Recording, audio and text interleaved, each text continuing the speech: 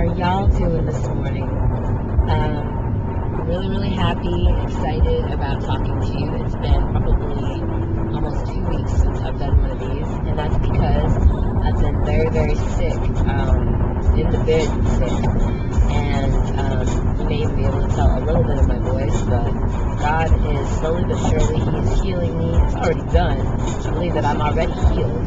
It's just the full manifestation has not yet taken place.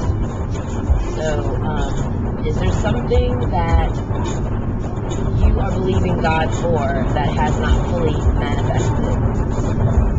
I'm sitting here listening to a song from 2103 called Now, and it's saying, God, I need you right now.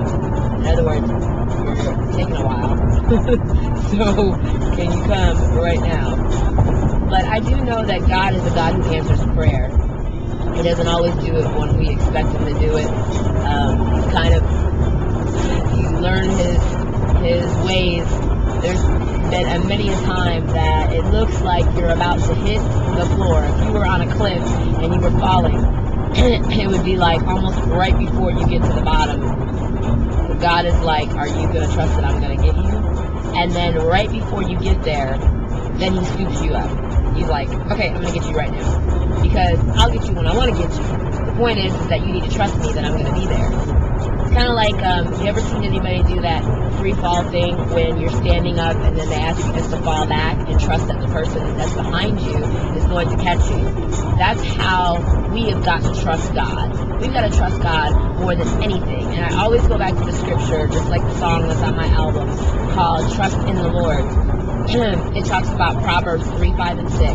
Trust in the Lord with all of your heart and lean not to your own understanding, but in all of your ways acknowledge Him and He will direct your path. So that's what it comes down to. We've got to remember that regardless of whatever it looks like to us, God's ways, like the scripture says, are higher than our ways. His thoughts are higher than our thoughts. And it's not going to make, not going to make sense to us, but it definitely makes sense to Him. And then when you get in the future, God willing, because tomorrow's not promised, but if you look back on the things that God has already brought you out of, and what did not make sense, why He was doing it the way that He did it, when you look at it now, you're like, man, you're a bad God, because you already knew. That's why He orchestrated it. He said in His word that He is the author and the finisher of our faith. That means, just like, and I use the example a lot of times, just like a movie. You have an author or a director, not a movie, a director to a movie.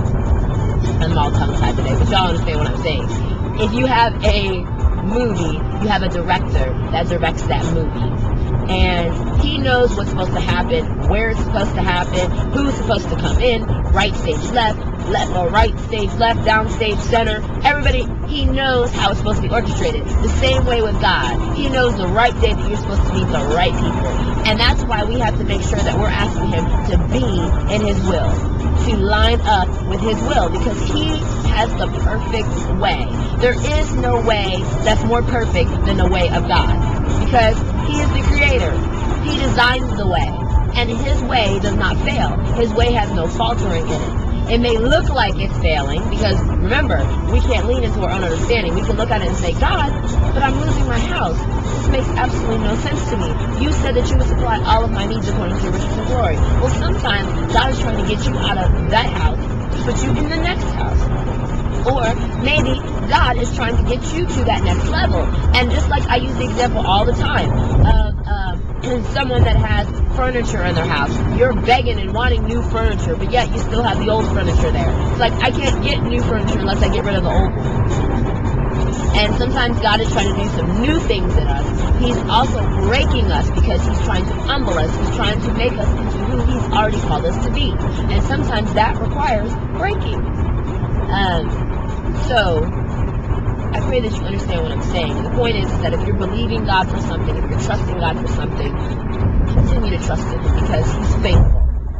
It may not look like it is going to happen or that it's going to fall into place, but God says that all things work together for good for them that love Him. Not some things, but all of it. So, I pray that you're encouraged by this word. I kind of went off on a tangent because I had so many things I wanted to say. It's been a couple of weeks. And I may have even gotten off my subject. But I believe that everything that I said was worthwhile. So continue to trust God. Know that He can do anything. He has no limitations. God is not a God of limits. God has the ability to do anything over and exceedingly above what you can ask or think. That's what the Word says. And sometimes we believe Him. It says, He can do over and exceedingly above what we can ask or think. So you can think something, but God is such an awesome God that He already knows what you're thinking, that He's going to do over and exceedingly above what you could ask or think.